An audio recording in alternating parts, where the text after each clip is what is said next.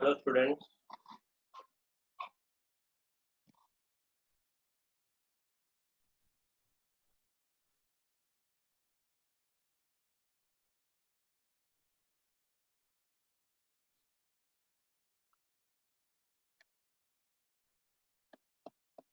today we will talk about the writing task 2 essay.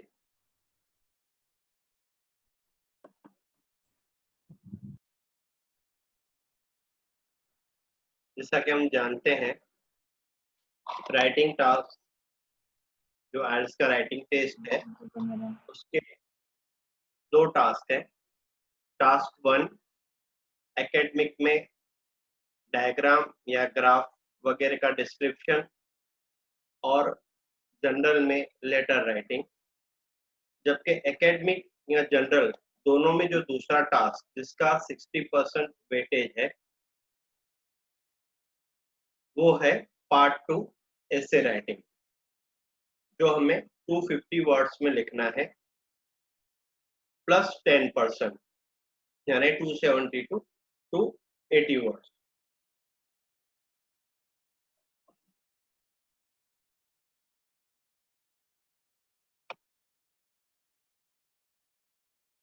Academic में write and essay in response to a point of view, argument और problem.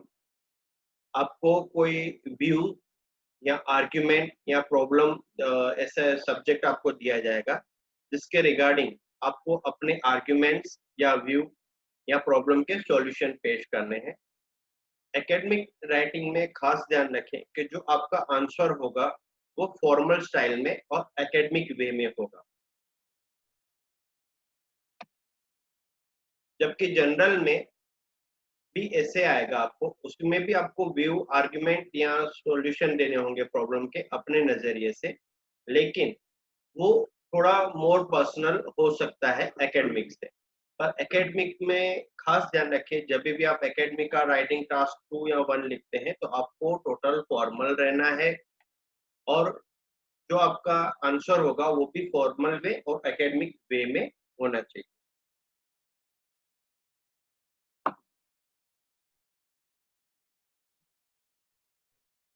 तो जैसे हमने कहा था कि राइटिंग टेस्ट का असेसमेंट कैसे होता है, तो उसके 4 मेन फैक्टर हैं।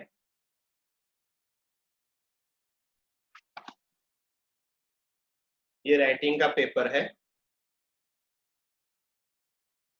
राइटिंग आंसर शीट, ऊपर ब्रिटिश काउंसिल, आईडीपी और यूनिवर्सिटी ऑफ कैम्ब्रिज, तीनों इसकी को ऑनर हैं।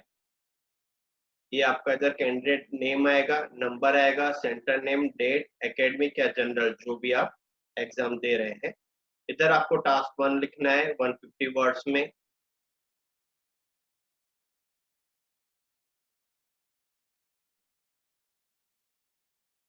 इधर का आपको टास्क 2 लिखना है 250 वर्ड्स में। इसके नीचे कॉलम दी गई है examiners use only.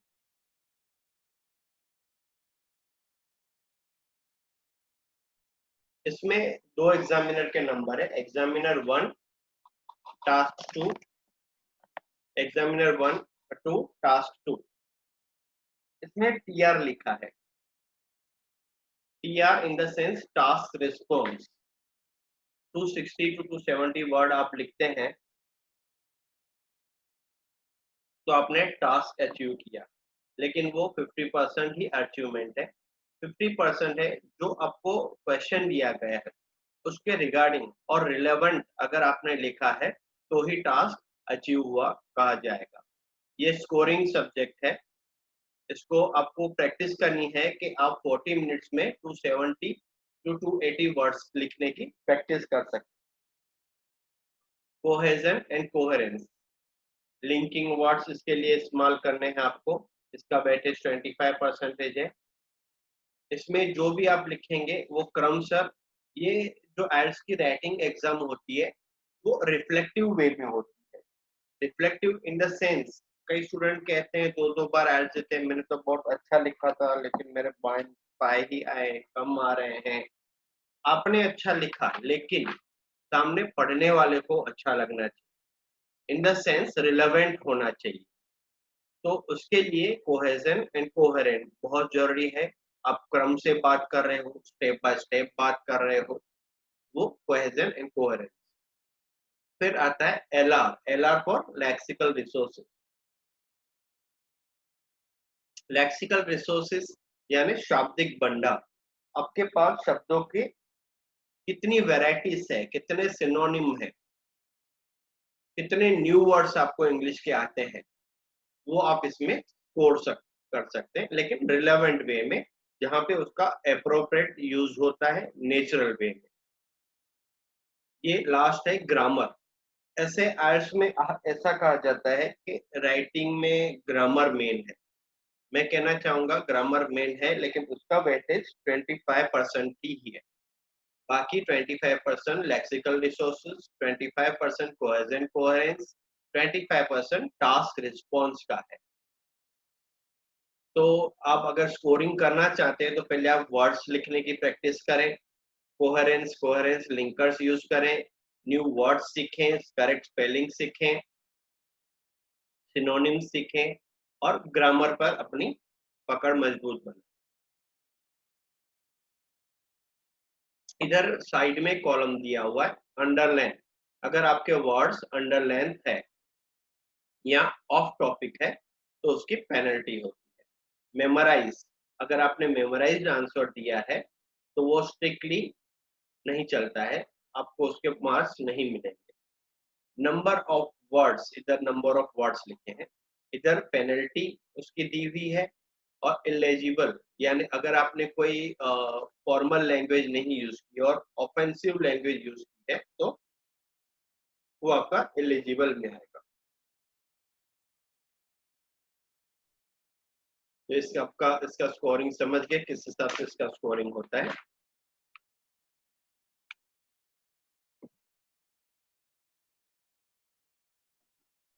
Skills assess ability to write a response which is appropriate in the terms of content।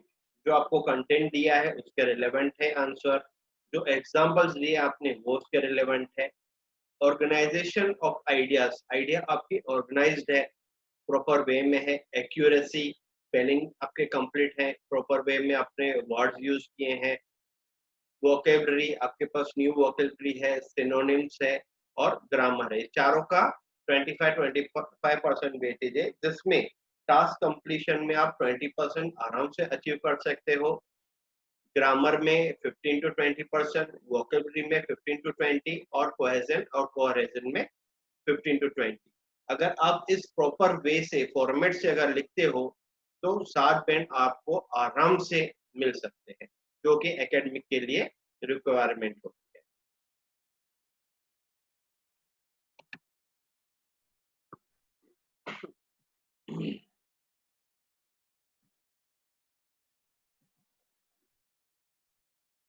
किस टाइप के इसमें टास्क दिए जाते हैं?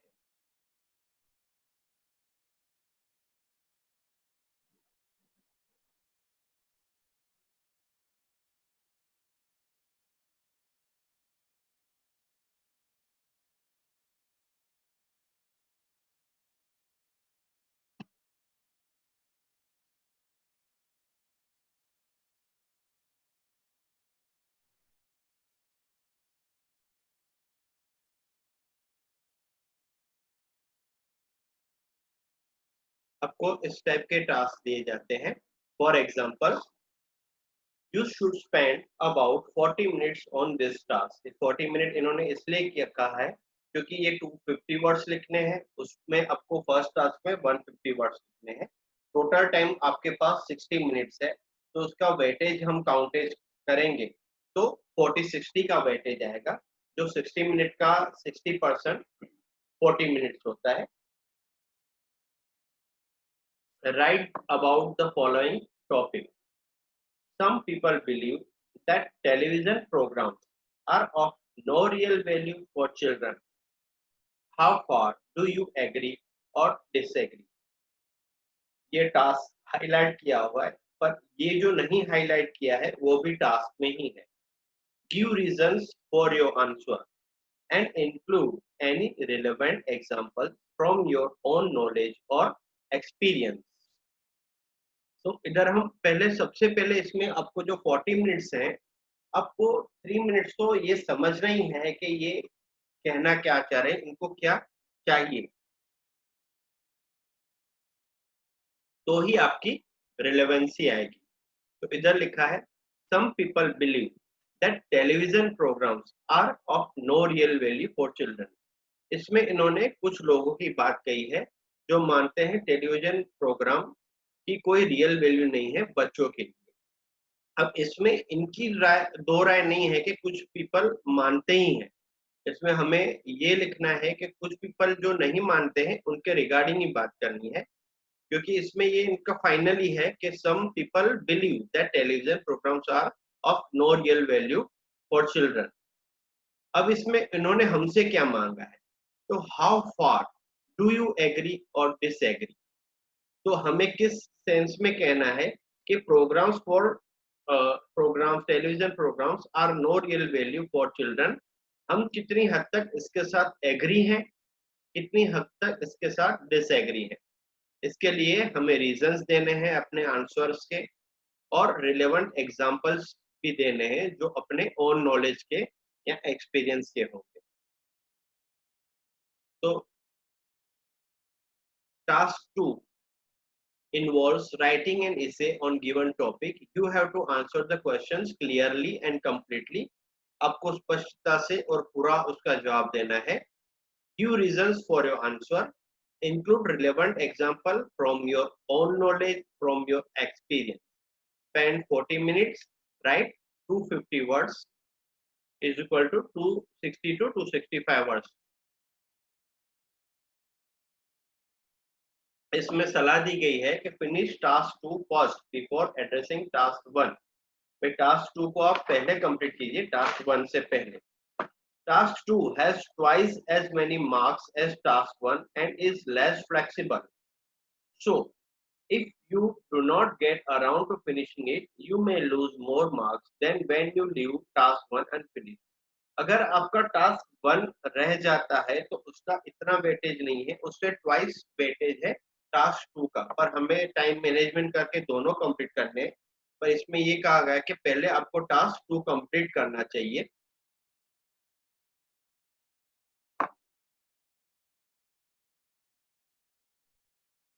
Focus on academic register, use longer sentences. इसमें अगर आप अच्छे लॉन्गर सेंटेंसेस यूज करते हैं ग्रामर कंट्रोल के साथ 20 to 30 वर्ड्स के, तो वो आपको अच्छा मार्किंग दे सकते हैं। लेकिन उसके लिए पहले आपको प्रैक्टिस और ग्रामर की खास प्रैक्टिस इसमें करनी पड़ेगी। Use subordinate clauses. जब हम सेंटेंस लिखते हैं तो हम सिंपल सेंटेंस लिखते हैं और दूसरा सेंटेंस लिखने के लिए दूसरा वाक्य लिखते हैं फुल स्टॉप देने के बाद। लेकिन अगर आप सबऑर्डिनेट क्लॉजेस लिखते हैं जो एक से जुड़ी दूसरी चीज एक ही सेंटेंस में ले सकते हैं, कॉम्प्लेक्स सेंटेंस मिला के, तो आपका वेटेज बढ़ जाता है। Use academic words, avoid contraction like doesn't, can't, they will. Contraction आप स्पीकिंग में यूज कर सकते हो, लेकिन फॉर्मल राइटिंग में कॉन्ट्रैक्शन यूज नहीं करना चाहिए।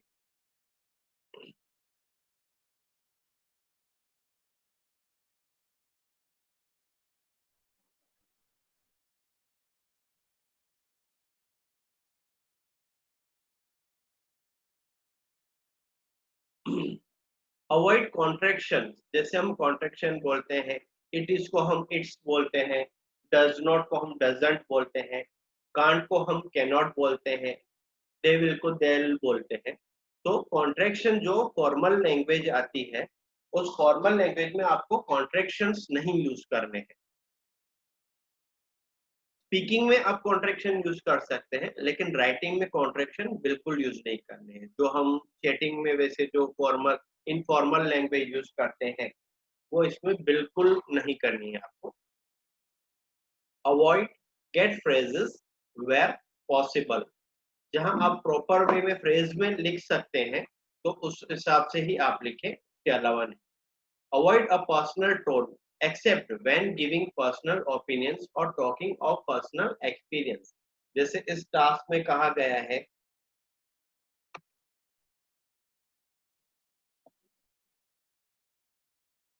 some people believe that television programs are of no real value for children. तो हमें उसके बारे में सार्वजनिक तौर पे बात करनी है, अपना पर्सनल उसमें नहीं देना है।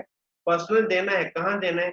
जब हम अपना ओपिनियन देते हैं, रिलेवेंट एग्जांपल देते हैं, तो हमें अपना पर्सनल राय शेयर करनी है। Avoid phrasal verbs where possible. जो फ्रेजल वर्ब्स होते हैं, जो इनफॉर्मल वे में यूज होते हैं, वो इसमें अवॉइड करने हैं हम। Avoid overgeneralization by avoiding absolute statements and introducing probability possibility. जो probability और possibility will would informal language है, हो सके इसका इतना कम यूज की। इसमें आपको टास्क टाइप दिए जाएंगे, तो किस टाइप के टास्क? ओपिनियन लेड, किसी में आपको राय दी जाएगी, राय मांगी जाएगी आपको। किसी में आर्ग्यूमेंट डिस्कशन होगी, किसी में इश्यू डिस्कशन हो गया, और किसी में मिक्स 2 पार्ट क्वेश्चंस होगा। तो ओपिनियन लेड में कैसे होंगे? तो जैसे ये एग्जांपल ए दिया है, new parents should attend parenting classes to learn how to bring up their children well. To what extent do you agree और डिसएग्री विद दिस स्टेटमेंट? ये स्टेटमेंट दिया है, इसके रिगार्डिंग हम कितनी एक्सटेंट, कितनी हद तक एग्री है या डिसएग्री है। तो ये ओपिनियन लेड हुआ, इसमें हमें हमारी राय रखनी। Argument discussion, some people believe that children should listen to and obey their parents. Others believe that children should think and do things on their own. Discuss both these views and give your own opinion. इसमें दो राय दी गई है। एक राय दी है कि parents को ओबे करना चाहिए चिल्ड्रन को, और दूसरे में वो ऐसा नहीं सोचते, ऐसे लोगों की बात की है।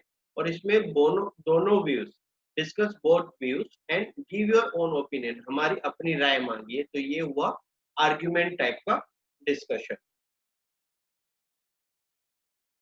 ये थर्ड टाइप का issue discussion. Housing and accommodation has become a major problem in many countries around the world. What are some of the main factors that have contributed to this problem? What can be done to help reduce the numbers of homeless people? ये एक issue दिया गया है। क्या issue दिया गया है? तो housing and accommodation has become a major problem. ये जो मेजर प्रॉब्लम, वो इशू है in many countries around the world.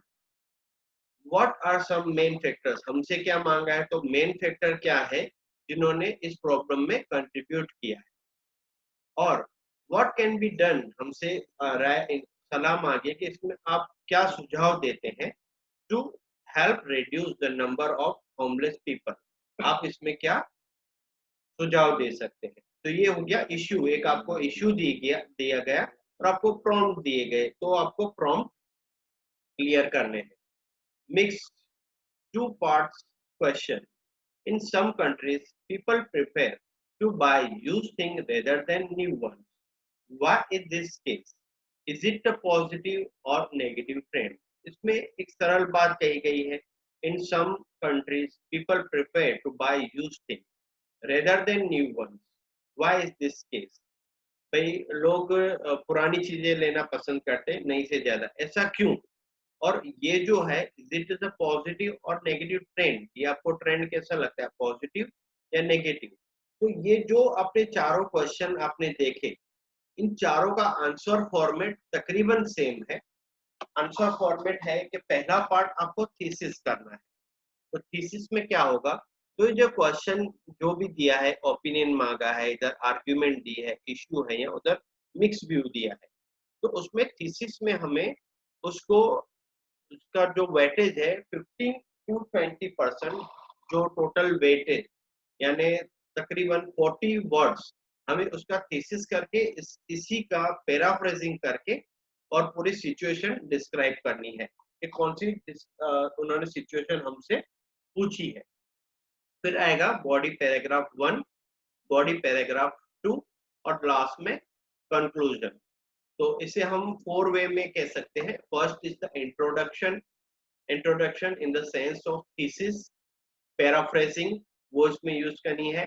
Body paragraph 1 उसमें जैसे ओपिनियन है तो 2 टाइप के ओपिनियन मांगे हो तो एक आप उसमें उसमें एक एग्री की तरफ का दे सकते हैं बॉडी पैराग्राफ 1, एक आप इसमें दे सकते हैं बॉडी पैराग्राफ 1 एग्री, एक दे सकते हैं बॉडी पैराग्राफ 2 डिसएग्री, और लास्ट में कंक्लूजन हम देंगे। तो कंक्लूजन क्या होगा, जो हमने लिखा है और जो इसमें जैसे मांगा है, अगर ओपिनियन मांगा है तो लास्ट में कंक्लूजन में हमें पूरा रैप अप करके जो हमने ऐसे लिखा है और उसको हमें उसका कंक्लूजन देना है। और जैसे आर्गुमेंट डिस्कशन है तो आर्गुमेंट डिस्कशन में बॉडी जो थीसिस है, थीसिस में फिर से हम पैराफ्रेजिंग करेंगे और जो इश्यू जो दिया है आर्गुमेंट उसको पैराफ्रेजिंग, यानी पैराफ्रेजिंग का मीनिंग ये है कि हमको वर्ड्स चेंज करने, मीनिंग नहीं चेंज करने, सिनोनिम यूज करके उसके वर्ड्स चेंज हमें करने हैं, मीनिंग चेंज नहीं होना चाहिए। क्योंकि इसमें से क्वेश्चन में से जो भी आप फ्रेज उठाओगे वो वर्ड्स उसमें काउंट नहीं गिने जाएंगे, जो आपका आंसर है उसमें गिने नहीं जाएंगे और वो आपका मार्किंग भी कम कर सकते हैं। इसलिए आपको इसमें पैराफ्रेजिंग की खास जरूरत है। पैराफ्रेजिंग पे आपको उसमें काफी वजन देना पड़ेगा।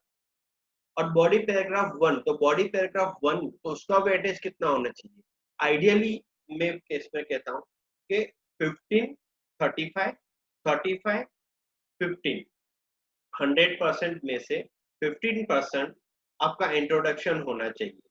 तो 250 वर्ड्स का 15% कितना हुआ, अप्रोक्सीमेटली 35 वर्ड्स। फिर बॉडी पैराग्राफ 1 वो 35% होना चाहिए, तो तकरीबन 90 वर्ड्स। बॉडी पैराग्राफ 2 वो 35% वेटेज, तो वो तकरीबन 90 वर्ड्स। अगेन कंक्लूजन तो वो फिर से 35 वर्ड्स। तो ये एक बैलेंस उसमें लगेगा, और जो आप वर्ड्स पूरा करोगे, आप पैराग्राफ पूरा करोगे, और जो मेन क्वेश्चन को समझ के और उसके रिलेवेंट अगर आप लिखोगे तो टास्क अचीवमेंट में आपको 25 में से 2 तो 20 तो आराम से आपको आ जाएंगे। यानी समझो जो आपको 10 बैंड में से 2 बैंड्स तो आपने इसी में अचीव कर लिए। उसके बाद आता है कोहेजन एंड कोहेरेंस। तो जो बॉडी पैराग्राफ 1 आप लिखेंगे, बॉडी पैराग्राफ 2 लिखेंगे और कंक्लूजन लिखेंगे, तो उसकी जो स्टार्टिंग होगी तो प्रॉपर लिंकिंग वर्ड से होगी, रिलेवेंट वर्ड से होगी।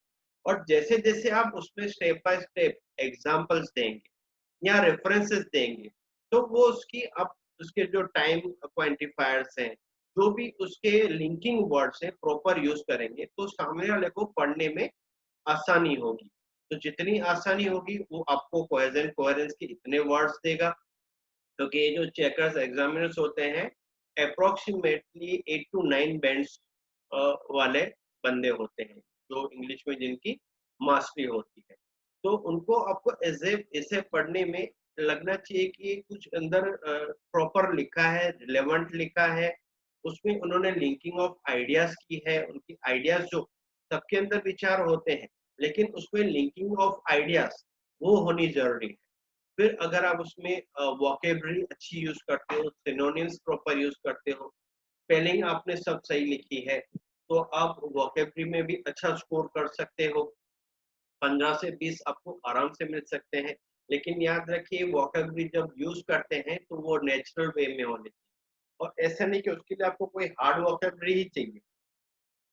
फॉर एग्जाम्पल जैसे इधर ये आउटवे वर्ड है, सिंपल वर्ड है, लेकिन ये भी आपकी वोकेबलरी दर्शाता है कि इस बंदे के अंदर वोकेबलरी अच्छी है। अगर आपने प्रॉपर सेंटेंस फॉर्म में यूज किया है तो बेस्ट है। अब लास्ट में आता है ग्रामर। तो ग्रामर तो इंग्लिश का इतना विशाल है, अगर आप सिर्फ ग्रामर भी पढ़ेंगे तो आइल्स तो साइड में रह जाएगा। तो हमें क्या करना है आइल्स के लिए, तो आइल्स के लिए ग्रामर पहले तो टेकन फॉर ग्रांटेड है कि अगर आप आइल्स के लिए प्रिपेयर कर रहे हो तो आपको इंग्लिश आती ही है। अगर आप कह रहे हैं मेरे को आइल्स के लिए प्रिपेयर करना है, मेरे को इंग्लिश नहीं आती है, तो वो नहीं हो सकेगा। आपको इंग्लिश तो सीखनी ही पड़ेगी। और आइल्स क्या है, तो आइल्स जो है वो आपको कैसे क्रैक करनी है एग्जाम, आप एग्जाम कैसे क्रैक करोगे, उसके लिए इंग्लिश आनी जरूरी है। पर चलो इंग्लिश में आप मास्टरी नहीं कर सकते हो, तो हम क्या कर रहे हैं, पेपर फॉर्मेट जान रहे हैं, किस टाइप का पेपर फॉर्मेट होता है। आपने टास्क कंप्लीट किया, कोहेजन कोहेरेंस के आपने वर्ड लर्न कर लिए, अच्छी वोकैबुलरी आपने आपकी एनरिच कर दी, आपके आइडियाज जनरेट अच्छे हो रहे हैं, आपने इंग्लिश में आइडियाज जनरेट करने की प्रैक्टिस कर ली। तो अभी रहा ग्रामर, तो जैसे कहा ग्रामर तो इतना विशाल है, करते रहोगे तो आइल्स तो साइड में रह जाएगी, तो क्या करेंगे। तो जो जरूरी ग्रामर नॉलेज है इंग्लिश के लिए, वो हमें इसमें करना है। आइल्स के लिए जो जरूरी नॉलेज है, तो फर्स्ट चीज है उसके टेंसेस, क्योंकि कोई भी बात हम करेंगे तो कोई ना कोई टेंस में बात करें, तो वो टेंस प्रॉपर हमारे होने चाहिए, जो उसमें वर्ब हम यूज करेंगे वो प्रॉपर में। दूसरा है sentence formation, sentence formation proper way में होनी चाहिए, जो उसकी फॉर्मल जो जिस हिसाब से होती है उस हिसाब से। फिर आपका जो सेंटेंस स्ट्रक्चर, स्ट्रक्चर तो ऐसा नहीं कि सिंपल वर्ड्स यूज किए, सिंपल सेंटेंस यूज किए, कॉम्प्लेक्स सेंटेंस, कंपाउंड सेंटेंस की आपको लिखने की आदत डालनी है। भाई कम से कम 20-25 वर्ड का एक सेंटेंस आप प्रॉपर ग्रामर हैंडल करके आप कर सकते हैं। जैसे देखो इधर इन्होंने सबऑर्डिनेट यूज किया है, some people believe that modern design for schools and offices with more open spaces are necessary. इसमें रिलेवेंट आइडिया दी है और एट लेंथ दी है, तो हमें इस हिसाब से हमारी लिखाई रखनी है। तो ग्रामर में ये, और जो दूसरे इसमें कॉमन चीजें हैं, आर्टिकल यूज करना, A N D, full stop कहाँ लगाना है, कोमा कहाँ लगाना है, कैपिटलाइजेशन कहाँ करना है, ये हमें खास इसमें लर्न करना है। अगर आप ग्रामर का 20% हिस्सा भी आइल्स के लिए सीखते हैं तो इतना भी काफी है, क्योंकि आइल्स में ग्रामर का weightage 25% he.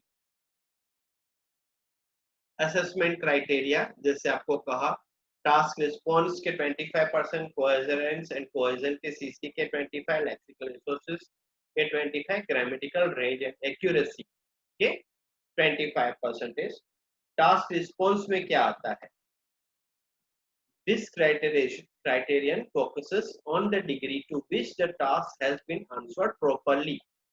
The examiner has the following question in mind when assessing this aspect of your essay. जैसे मैंने कहा ये रिफ्लेक्टिंग एग्जाम है, एग्जामिनर क्या देखता है, तो एग्जामिनर इसमें एसेस जब करता है तो ये क्वेश्चन उसके माइंड में होते हैं। Is there a clear and relevant position throughout the response, जो आपने पूरा उसमें रिस्पांस दिया है, आपका व्यू क्लियर और रिलेवेंट टू पोजीशन, जो आपको मांगा गया क्वेश्चन उसके रिलेवेंट है कि नहीं। Second, are the relevant and well developed, presented, extended and supported main ideas, are any of the points under developed और अनक्लियर। जब हम कोई बात करते हैं तो पूरी बात है कि नहीं, कि अधूरी बात है।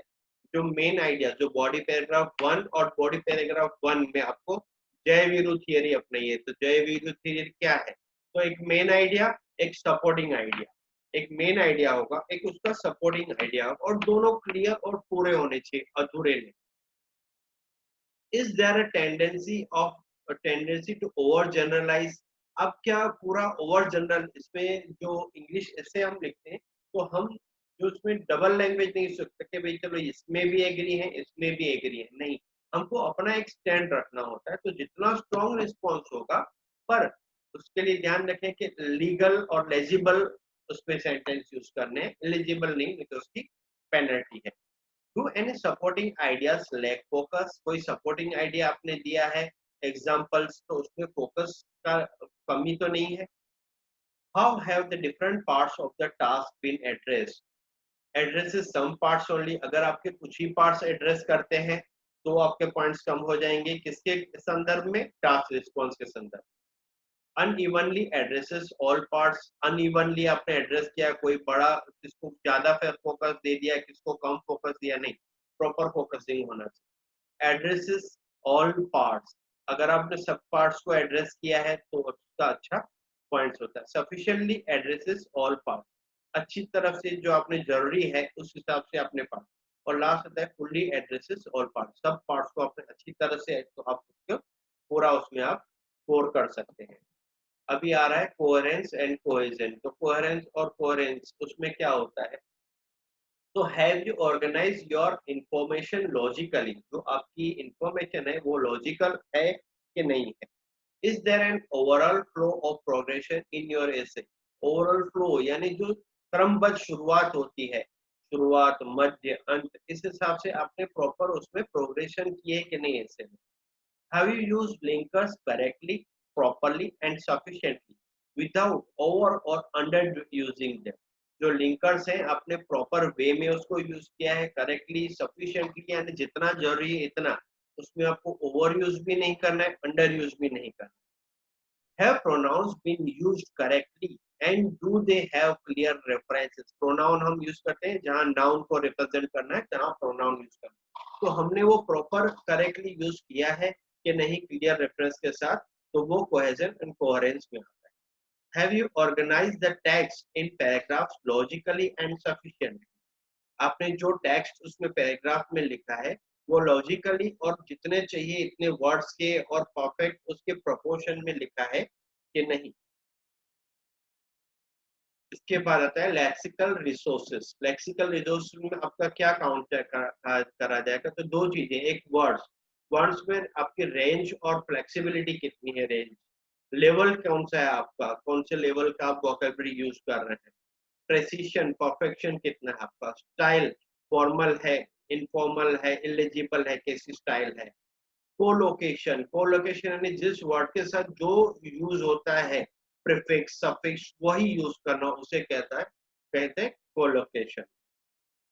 और वोकेबलरी मिस्टेक्स ये सेकंड पार्ट है, इसमें अगर स्पेलिंग आपकी प्रॉपर नहीं है, वर्ड चॉइस प्रॉपर नहीं की है, या वर्ड फॉर्मेशन आपने प्रॉपर नहीं की है, तो आपके वोकेबलरी के पॉइंट कट जाएंगे। इसलिए स्पेलिंग पे फोकस करें, और ओवर जो वोकेबलरी हम कभी यूज करते हैं तो वही यूज करें जिसकी आपको स्पेलिंग में आप कॉन्फिडेंट है कि स्पेलिंग मुझे आती है, वही यूज करें। इसकी जगह आप सिंपल अगर वर्ड यूज करेंगे तो भी चलेगा, गलत स्पेलिंग की वजह से।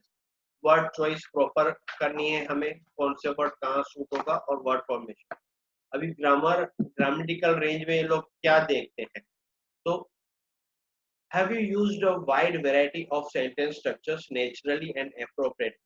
पहली चीज है आपका सेंटेंस स्ट्रक्चर नेचुरल वे में है, अपने उसमें वाइड वैरायटी है, सिर्फ शॉर्ट सेंटेंस, सिर्फ लॉन्ग सेंटेंसेस नहीं है, आपने अप्रोप्रिएटली उसको यूज किया है।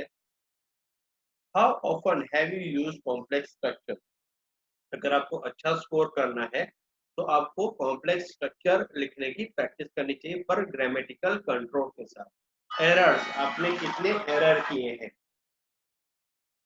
वो एरर्स उसमें ग्रामर में काउंट होंगे, जैसे कि ग्रामेटिकल एरर या पंक्चुएशन एरर। आपने पंक्चुएशन प्रॉपर नहीं किया है, फुल स्टॉप जरूरी जहाँ नहीं किया, कॉमा नहीं किया, तो वो आपके पॉइंट कट जाएंगे। अभी तकरीबन आप स्टूडेंट हो सब या पीआर वाले, तो आपका जो मेन गोल है 7 to 8 बैंड, 7 to 8 बैंड आपका ये मेन गोल है, तो उसमें 7 to 8 बैंड कब आपको दिए जाते हैं, तो टास्क रेस्पॉन्स में अगर addresses all part of the task, आपको सब जो पार्ट हैं टास्क के वो आपको एड्रेस करने हैं। Present a clear position throughout the response, आपको क्लियर पोजीशन उसमें रखनी है पूरे रिस्पॉन्स में। Present extends and support main ideas but there may be a tendency to over generalise and और सपोर्टिंग आइडियाज में लैक फोकस। अगर आप मेन आइडिया पे फोकस करते हैं तो भी, और ये टास्क पूरा करते हैं तो भी आपको 7 बैंड के तकरीबन इसमें आ जाएगा। और अगर आप इसी में सपोर्टिंग आइडियाज पे भी फोकस करते हैं तो आप 8 बैंड पे भी जा सकते हैं। कोहेजन और कोहेरेजन में logically organize information and ideas, there is a clear progression throughout uses throughout। आप प्रॉपर लॉजिकली वे में आप इंफॉर्मेशन ऑर्गेनाइज करते हैं, आइडियाज आपके ऑर्गेनाइज्ड हैं, और clear progression step by step है throughout. uses a range of cohesive devices appropriately, although there may be some under or overuse। अगर आप अंडर या ओवर यूज भी करते हैं इसके कोहेसिव डिवाइसेस लिंकिंग वर्ड्स के, तो भी आप 7 बैंड पे आराम से मिल सकते हैं, और अगर प्रॉपर यूज करते हैं तो आप 8 बैंड भी उसमें ग्रैब कर सकते हैं। Presents a clear central topic within each paragraph, हर एक पैराग्राफ में अपने जो सेंट्रल टॉपिक है उसको आप प्रेजेंट कर रहे हैं, तो आपको 7 बैंड आराम से मिलता है। Lexical resources uses a sufficient range of vocabulary to allow some flexibility and precision. आप प्रॉपर वोकेबलरी की रेंज यूज करते हैं। Uses less common lexical item with some awareness of style and collocation. अगर कम आपके पास अवेयरनेस है style और कोलोकेशन की और प्रॉपर लेक्सिकल आइटम यूज करते हैं तो भी आप 7 बैंड ग्रेड कर सकते हैं। और अगर कोलोकेशन प्रॉपर होगा तो आप 8 बैंड्स भी आराम से इसमें ग्रेड कर सकते हैं। may produce occasional errors in word choice, spelling and or word. अगर occasional error है आपके word choice में, spelling में, तो भी 7 बैंड ग्रेड कर सकते हैं। अगर ज्यादा है तो 6 और अगर वो भी आप कंट्रोल करते हैं तो 8 बैंड आप ले सकते हैं। और फाइनली है ग्रामर। तो uses a variety of complex structure. अब कॉम्प्लेक्स स्ट्रक्चर की वैरायटी अच्छी तरह से यूज कर सकते हैं। कॉम्प्लेक्स स्ट्रक्चर नहीं कर सकते तो 6 band. Produces frequent error free sentences. आपके जो सेंटेंस हैं फ्रीक्वेंटली एरर फ्री सेंटेंस हो गया। अगर फ्रीक्वेंटली एरर वाले होंगे तो 6 बैंड और बिल्कुल एरर नहीं होगा तो 8 बैंड।